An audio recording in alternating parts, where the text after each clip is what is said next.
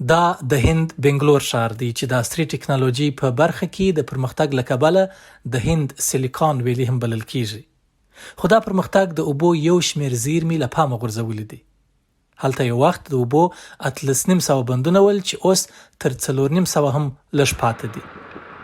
په بنگلور کې د ناسم انتظام له کبله یو شمېر بندونه وچ شوي او ځینې نور یې بیا چټلیو پر سر اخیستي دي. خو د هند یو 43 کلن ځوان آنند مالیګاواډ څو کاله وړاندې د بندونو ژغورلو او بیا فعالولو ته ملا وتړله چې تر اوسه یې تر 80 زیات بندونه رغولي چې شاوخوا 900 جریبه مځکه یې پوښلې ده. So what we do is very small. هغه څه چې موږ یې کوو ډېر لږ دي، خو هغه څه چې فطرت یې موږ ته بیرته راکوي ډېر زیات دي. دا یوه خوشحالي ده. دویم تاسو وګورئ په اوړي کې بارانونه نه وي او د وچکالۍ حالت وي، خو په دې بند کې 11 فوټه اوبه ولاړې دي. ښځې او ماشومان پکې لامبو وهي او خوند پرې اخلي. دلته د اوبو ډېر ژوي هم شته، هغه څه چې تاسو یې غواړئ.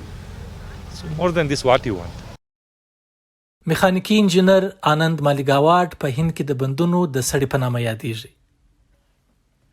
نوموړی وایي هغوی ګران مواد نه بلکې یوازې خاوره، اوبه، نباتات او کانالونه کاروي. نوموړی په 2019 کال کې خپل شرکت دې ته وهڅاوه چې له هغه سره د 40 جریبه لرونکي بند رغولو لپاره مالي مرسته وکړي. مالیګاواډ او د هغه کارګرانو د بند د ځای بیرته پاکولو لپاره شاوخوا 45 ورځې وخت واخیست.